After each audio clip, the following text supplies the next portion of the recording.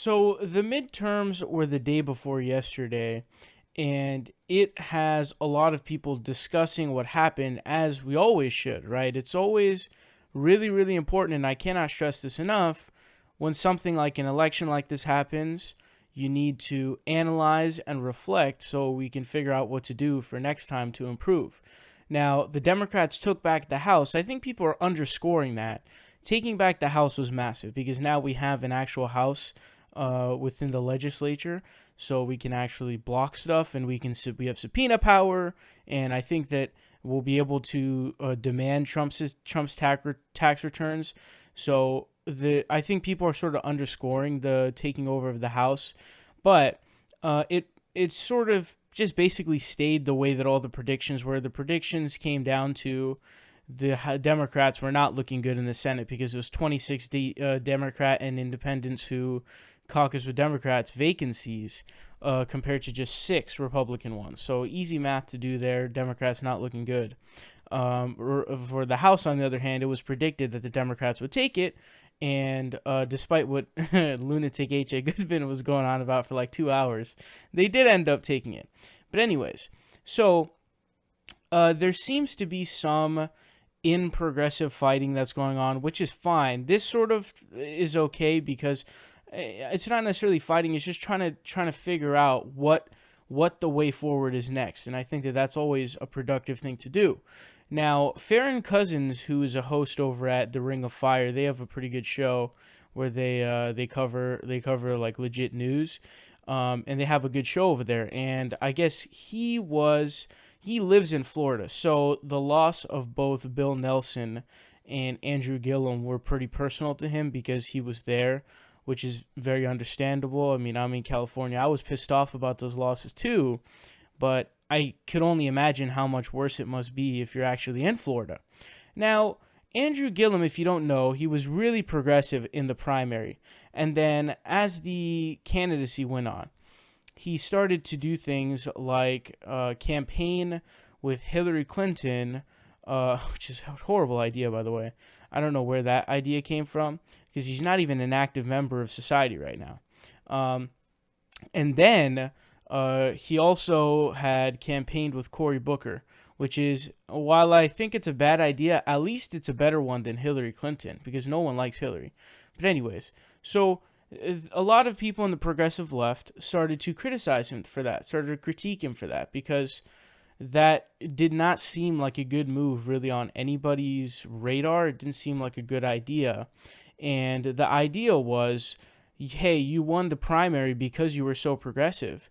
And if you start to teeter in the direction towards the corporate Democrats, you're going to end up losing the election. That's not going to benefit you. It's just going to put you in a worse position. It's going to put you in a bad position in the election cycle coming up. And so channels like the Jimmy Dore Show, channels like Secular Talk, they talked about how this was a bad move. And Farron Cousins talks about this in this clip that you guys are going to be seeing.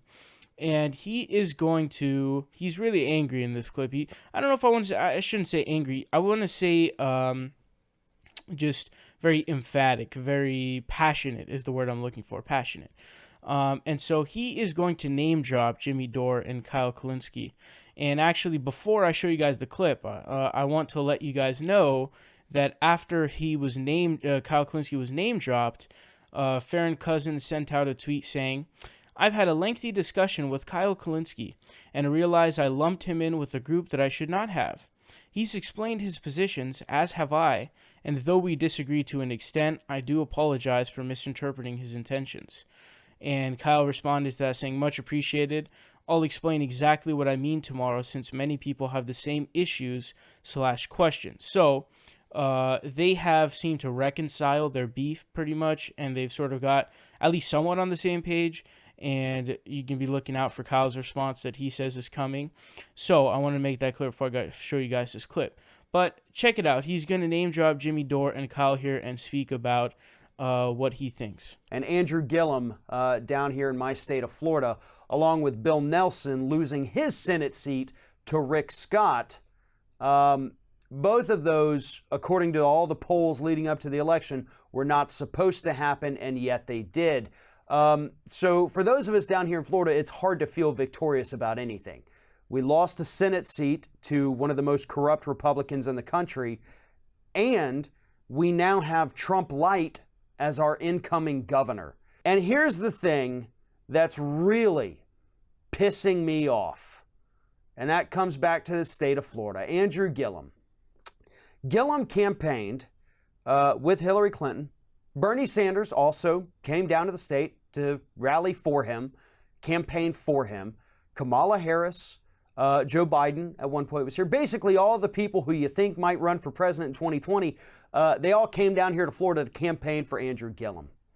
You had people out there, out not in Florida, you know, those outsiders who came and fucked up our election for us. People out there spreading nonsense that, oh, Andrew Gillum's backed off. He's not a progressive anymore. He doesn't support Medicare for all anymore. He changed his talking point in one friggin' tweet, so now we don't support him. I'm not voting for him anymore. Thanks for pointing this out, people like Jimmy Dore and Kyle Kulinski and all you people who have your litmus test and you screwed with a state that you don't live in and you don't understand. Let me make this like so friggin' clear for you idiots. I've lived here my whole life, and I have lived in one of the reddest parts of the state of Florida for my entire life. And both Bill Nelson and Andrew Gillum were winning their elections until this little area where I live, unfortunately, till they started counting those votes. And this solidly red area is what put them over the top. It wasn't because he wasn't progressive enough. It was because this area is solidly Republican, hugely, according to the Southern Poverty Law Center, we have a huge concentration in this area. So you look at that and you tell me that a black Democrat could have won over those people by being, quote, more progressive, which he already was. You just misconstrued what he said because it didn't fit in what your ideal of a candidate has to be. So thank you.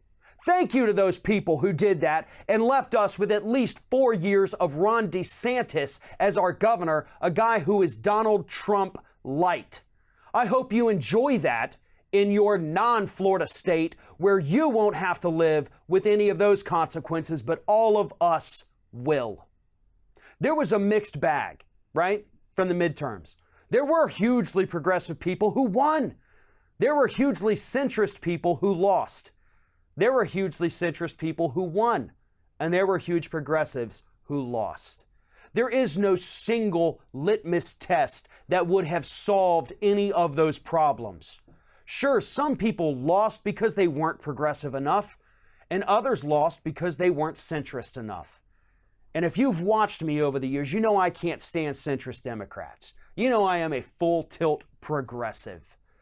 And I also am smart enough to understand that living in these states, being in politics for 15 years, you're never going to find anyone that's 100% of what you want them to be. So when you sit back behind a microphone in a state thousands of miles away and you tell people in a different state that they shouldn't support that person and just let the Republican win because they're not progressive enough for you, you're part of the problem, not part of the solution. All right, so this is where the reflection and analysis comes in with all of the election things that we need to look at. And this is where the intricacies start playing in, because you're looking at Andrew Gillum lost about 50,000 votes. It's an insanely razor-thin margin, less than a 1 percentage point. By the way, I don't know if all the votes are counted yet, but I believe in Florida, or maybe this is federal, I'm not sure, but my understanding is if it's 0.5% of a difference, it triggers an automatic recount. So I believe he's very close to a 0.5% recount. I don't know if he's going to reach that margin, but also believe Andrew Gillum has already conceded.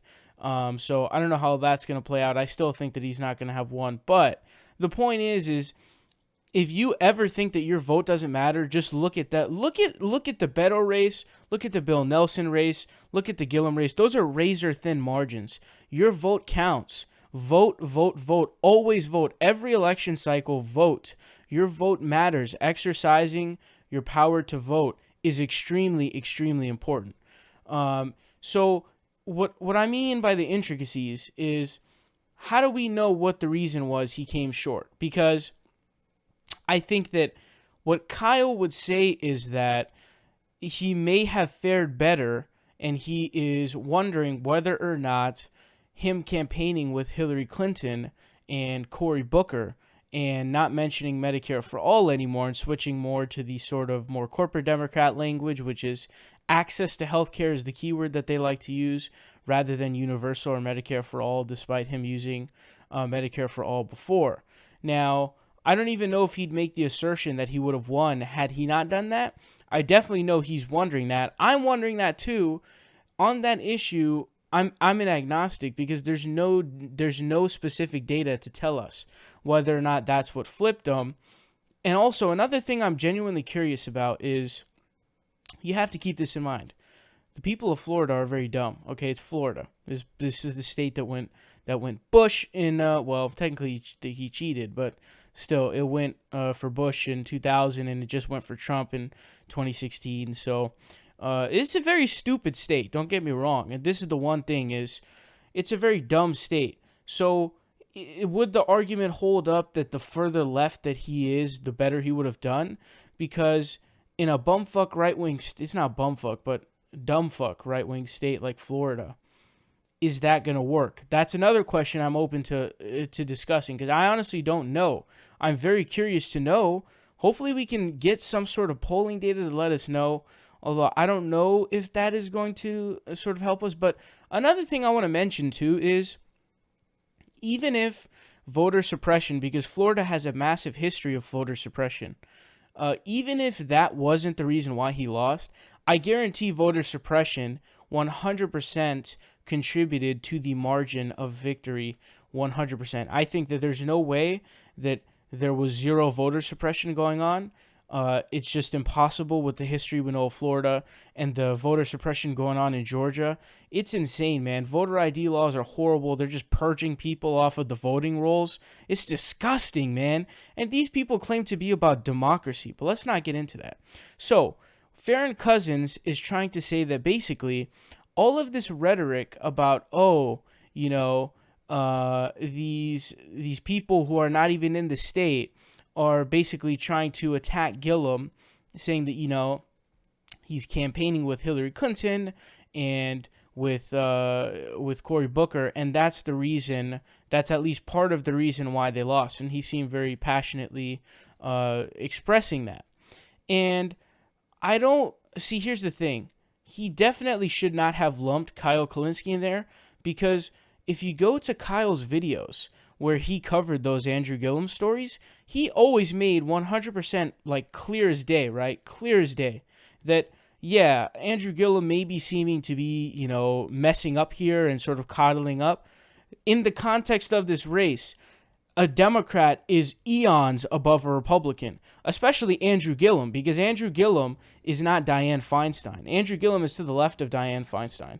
Andrew Gillum was still pretty left in the sphere, but he was sort of moving towards the corporate Democrat sort of thing without mentioning Medicare for all. But then you get into the question of, okay, would he have fought for those progressive ideas while he was in office? But anyways, the point here being is, not only in the context was any Democrat better than a Republican, but Gillum wasn't that bad for a lefty. Like, he's not Nancy Pelosi. He's not Dianne Feinstein. Don't get it twisted. He's not those people. He's more left than them.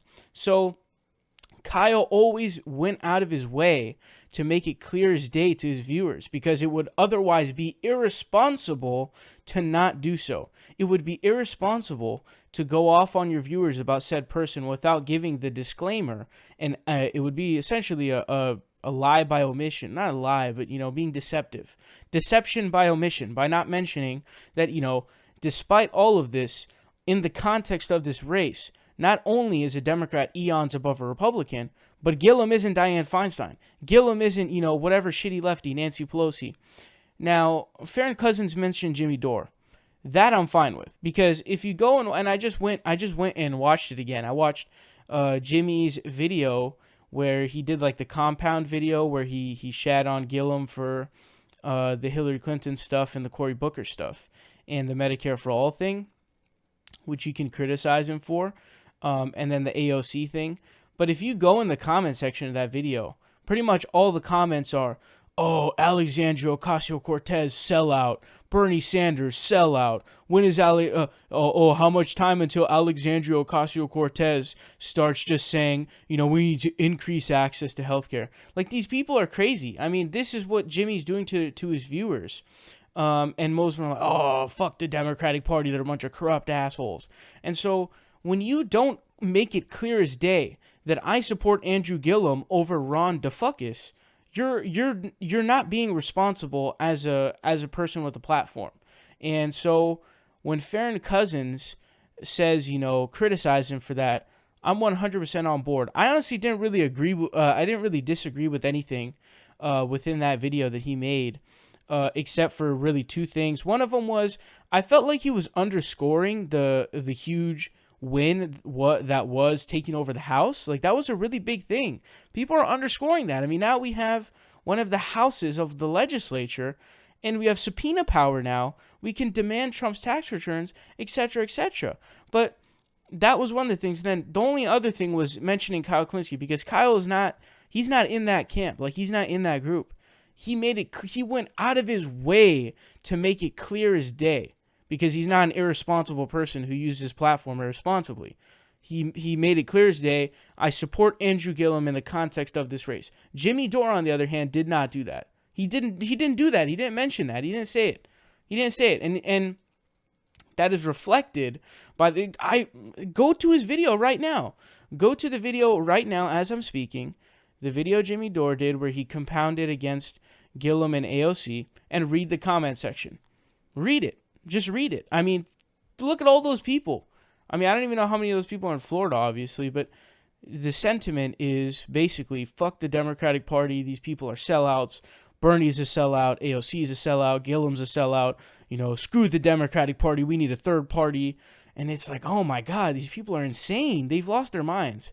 And so when Farron Cousins goes, this is some irresponsible shit that you're spewing, I agree with them, because you can't not mention that Gillum is eons above DeFuckus. The dude, oh my God, it's not even in the realm of discussion. This guy is not on the same planet.